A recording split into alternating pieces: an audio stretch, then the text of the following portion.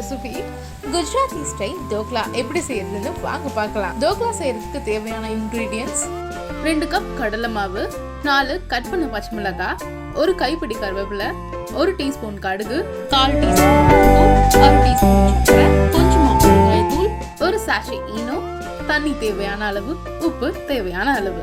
Green chutney செய்யறதுக்கு 3/4 கட்டு கொத்தமல்லி, 1/4 கட்டு புதினா, 2 பச்சை மிளகாய், 3 பல் பூண்டு, 1 சின்ன துண்டு இஞ்சி, 1/4 டீஸ்பூன் சீரகம், 2 டேபிள் ஸ்பூன் பொட்டுக்கடலை, பாதி எலுமிச்சை பழம், கொஞ்சமா சர்க்கரை, உப்பு தேவையான அளவு, தண்ணி தேவையான அளவு. டோக்லா எப்படி செய்யறதுன்னு வாங்க வீடியோக்குள்ள போய் டீட்டெயிலா பார்க்கலாம். டோக்லா செய்யறதுக்கு இப்போ ஒரு பவுல் எடுத்துக்கலாம். அதுல 2 கப் கடலை மாவு ஆட் பண்ணிக்கலாம்.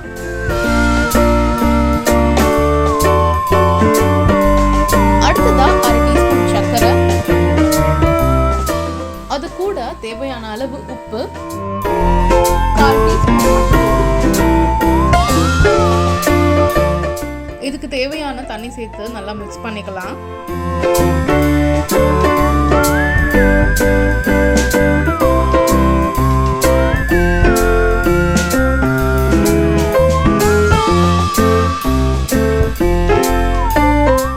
இந்த டோக்லாவோட பேட்டர் ரொம்ப திக்கா இல்லாம இந்த கன்சிஸ்டன்சி வர மாதிரி மிக்ஸ் பண்ணிக்கணும். மிக்ஸ் பண்ண பேட்டரை 15 மினிட்ஸ் நல்லா ஊற வச்சுக்கலாம். ஸோ இந்த கேப்ல டோக்லாவோட சைட் டிஷ் கிரீன் சட்னி எப்படி செய்யறதுன்னு வாங்க பார்க்கலாம். இப்போ கிரீன் சட்னி செய்யறதுக்கு 1 கட்டு கொத்தமல்லியில 3/4 பங்கு நல்லா அலசி சேர்த்துக்கலாம்.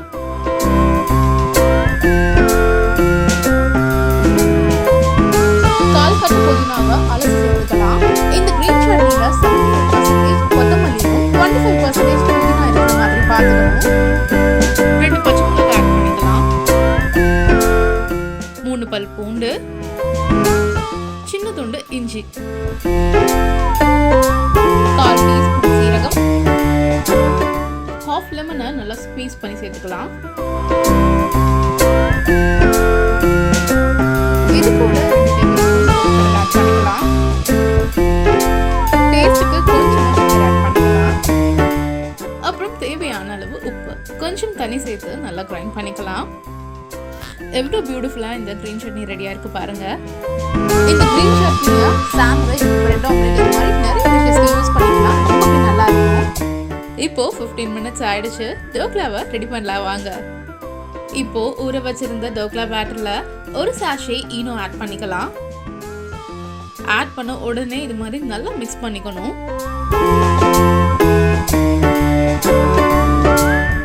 ஈனோ சேர்த்துருக்கிறதால இந்த பேட்டர் ரைஸ் ஆகும். ஸோ நல்லா மிக்ஸ் பண்ணிக்கலாம்.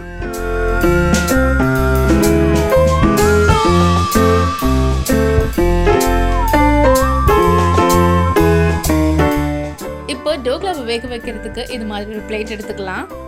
அதில் கொஞ்சமா ஆயில் சேர்த்து கிரீஸ் பண்ணிக்கலாம்.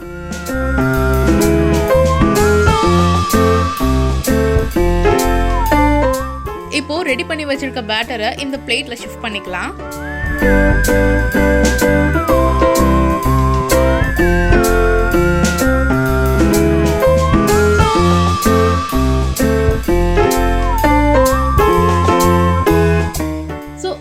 டோக்லா செய்யறதுக்கு ப்ரெஷர் குக்கர் தான் எடுத்திருக்கேன். நீங்க இதுக்கு பதிலா ரைஸ் குக்கர் கூட யூஸ் பண்ணிக்கலாம். இது வேகிறதுக்கு தேவையான அளவு கீழே தண்ணி ஊத்திட்டு அதுக்கு மேல ஒரு சின்ன பாத்திரம் வச்சுக்கிறேன். இப்போ அதுக்கு மேல நம்ம இந்த பிளேட்டை பிளேஸ் பண்ணிடலாம்.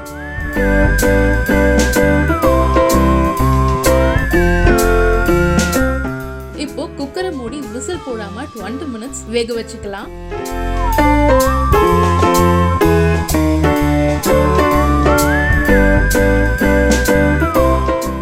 டோக்லா வந்துட்டு இருக்க இந்த டைம்ல டோக்லா மேல போடுற தாளிப்பு ரெடி பண்ணிடலாம். ஒரு தாளிப்பு கடாயில எண்ணெய் ஊத்திக்கலாம். எண்ணெய் காஞ்சதும் கடுகு சேர்த்துக்கலாம்.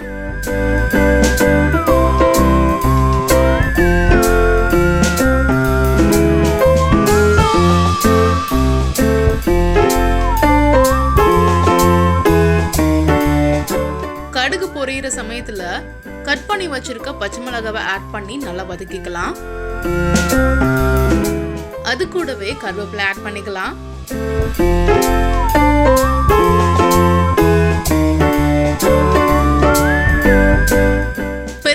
கொஞ்சம் சேர்த்துக்கலாம். இப்போ இதை நல்லா மிக்ஸ் பண்ணி கொஞ்சமா தண்ணி சேர்த்துக்கலாம்.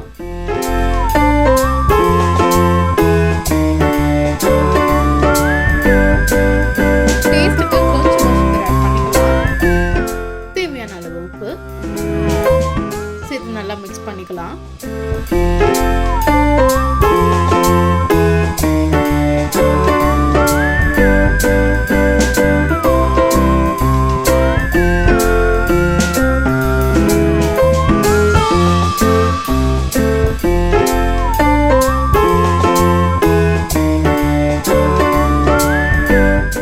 இப்போ இது நல்லா கொதிச்சு வர டைம்ல half லெமனை ஸ்க்வீஸ் பண்ணி ஆட் பண்ணிக்கலாம்.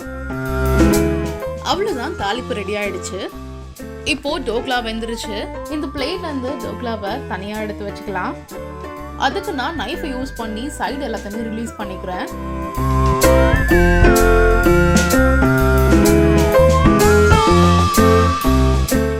இது மாதிரி இன்னொரு பிளேட்டை ட்ரான்ஸ்ஃபர் பண்ணிக்கலாம். பாருங்க, டோக்லா எவ்வளோ சாஃப்ட் அண்ட் ஸ்பாஞ்சியா வந்திருக்கு. இப்போ நம்ம நைஃப் யூஸ் பண்ணி ஈக்குவலா கட் பண்ணிக்கலாம்.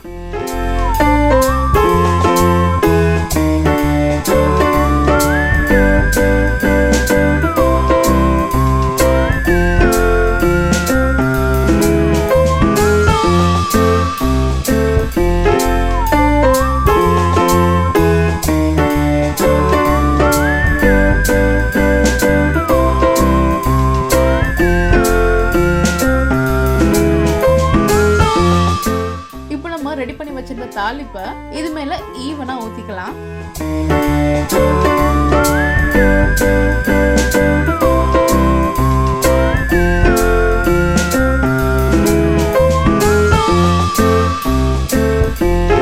கார்னிஷிங்க்கு லைட்டா கொத்தமல்லி ஆட் பண்ணிக்கலாம்.